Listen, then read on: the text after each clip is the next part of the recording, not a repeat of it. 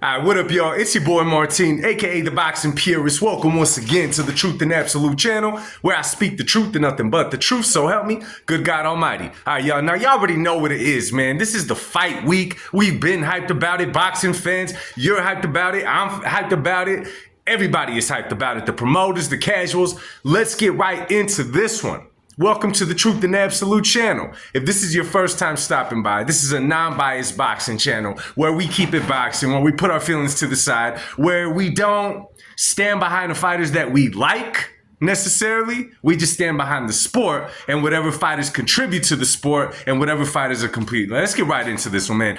It was the weigh-in today, man. We got Canelo weighing in at 166.7 pounds. We got Berlanga weighing in at 167.8 pounds. Both fighters came in looking in great shape. I mean, both of these dudes are taking this fight super serious, and everybody that weighed in, man. Let's not forget, we got Canelo Berlanga. That's the main event, but let's not forget about the co-mains, right? Let's not forget about Romero's fight. I never remember his opponent's name. Excuse me for that. Let's not forget about Caleb Plant versus Mccum. Let's not forget about Lara, the American Dream, versus Danny Swiftman Garcia. I mean, this card is going to be good. In talking about Canelo Berlanga, we kind of put the other ones to the side. All the fighters are coming in looking in great shape. All the fighters made weight. And let me tell y'all something, man. I got this feeling, right? Let's first start with the Rolly fight. I don't know if you guys have been seeing Rolly talk lately. Now, Rolly's always been a special character, right? Rolly's always had a little bit extra him. That's what makes him Rolly. That's why we watch him, right? That's why he's headlining pay-per-views with Tank Davis 10 fights in. But anyway, after that Pitbull Cruz fight, in my personal opinion, Rolly took way too much damage. The fight should not have went on as long as it did because Rolly took a straight beating. I personally think that it messed Rolly up here. He's a little bit slower up here. And I'm not saying that talking trash. I'm not saying in that. But you definitely see that Rolly has a little bit of trouble. You know what I'm saying? Like, some screws got loose up here, poor dude. I don't see him winning this fight, man. I see him going in there. I see him going back to old habits as soon as he gets clipped by the dude. That first fight, I'm going to tell you right now, I don't see Rolly winning. The second fight, however, the Caleb Plant Mccum fight. Now, this fight is interesting. This fight is interesting, man, because something about this fight, something about it has a great fight energy around it. And let me tell y'all something. I know that Mccum has been out the game for a while, right? I know that he's not on the level that Caleb Plant is on paper, but Mccum is not coming to lose. He's not coming just for a payday. Like he said, he's coming in here to win. And I don't want to say there's bad blood, but there's definitely a small rivalry between Caleb Plant and Mccum. I'm not sure what it is, but I personally feel like that's going to be one of the best fights of the night. That's what I think. Who knows? I feel like Mccum gets off to a fast start against Caleb Plant into where Caleb Plant's going to have to make adjustments. I'm seeing Caleb Plant winning the fight, but I think it's going to be a lot better fight than what people are expecting. Let's jump into the Danny Swift versus Lara. Now, on this fight is interesting because Lara is a great fighter. He's a southpaw. He's a really good ring technician. However, lately he has been sitting on his punches a whole lot more, throwing harder punches. I mean, I think Lara saw that certain styles are not going to win you fights at that extreme high level, right? You can't move. Don't get me wrong. He's a great boxer. I'm not talking about the angles that he gives him getting out of the way of punches or whatnot. I'm talking about when you're just dancing around the ring and like no one could catch you at that point. That does not look good. Lara switched it up a little bit, but the question is, does his switch up in style help him against a slick fighter like Danny Swift Garcia? Now, size, I think that both of the guys are around the same size, although Lara is a lot more used to this weight class than Danny Swift Garcia is. Danny is a real slick boxer. Sometimes he's a really unappreciated boxer inside that ring. Personally, with Danny Swift Garcia, I always felt like Danny had one more notch, just one more notch that he could have gone to with a different trainer. I love Angel Garcia, his father. I think he's a mad cool cat. He's super entertaining. I just personally think that another trainer in his corner would have elevated Danny to levels that we haven't seen of him and he hasn't seen of himself. With that fight, I'm a little going back and forth on it. I kind of got to give the edge to Erislandy Lara just because, again, he's been more active. He's been getting knockouts that are helping his confidence.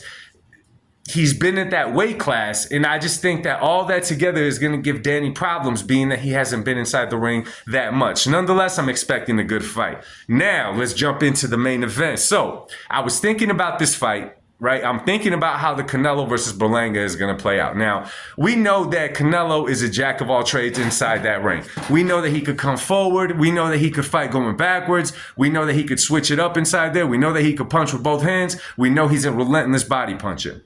Edgar Berlanga, we know he's young. We know he's strong. We know that he carries that showstopper. And we know that he's hungry and pretty mature how he's handling the moment.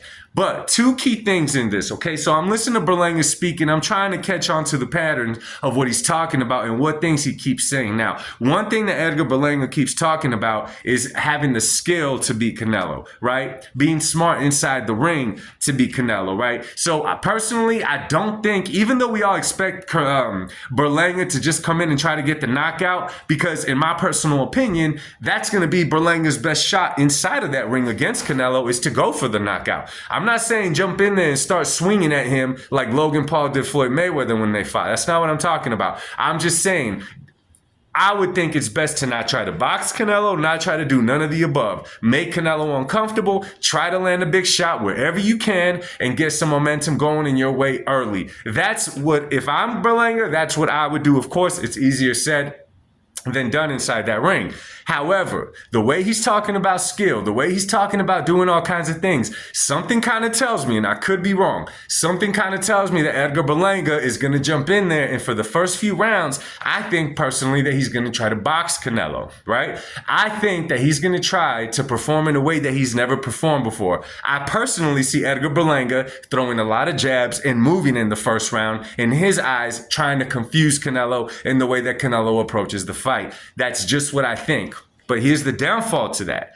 Edgar Berlanga is a strong fighter, He's from New York City. He has that NYC swag, that NYC attitude. The only thing with Edgar is that he's extra emotional.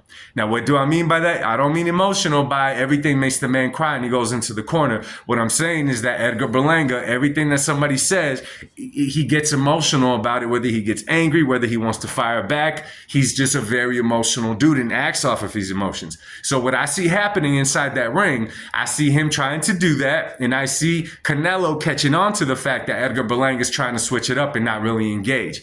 Then what I see happening for the first few rounds, I see Canelo setting a trap and rocking Berlanga. Not trying to knock him out, but I totally see him landing a good shot to the body, kind of trying to throw Berlanga off, set a trap, and hit him with a sick body shot and maybe drop Berlanga. And after that, you will see Edgar Berlanga come into firepower mode, in which we will get those couple of solid rounds, maybe one round where these two dudes are trading shots with each other. That's how I see the fight playing out. For Canelo's side, Canelo's a seasoned vet, man. He's been in this so long inside that ring. He's seen every style. Canelo is the neutralizer at this point. Canelo will feel you out for a round or two, and after that, he knows what he has to do. He said it with the Munguia fight.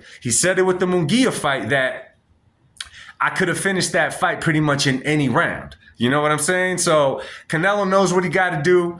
Berlanga, I feel like I know what he needs to do once he gets in there. I kind of see him taking a different approach to the ring, to the fight anyways. Honestly, man, I see this fight going maybe 6 or 7 rounds at the very most, right? I see Berlanga landing a couple of good shots on Canelo. I definitely could see that. But I definitely see Canelo with his hand being raised at the end, 6 or 7 round knockout. I think that he lands a straight right to Berlanga's chin and he just sleeps him with that. That's what I'm calling it, man.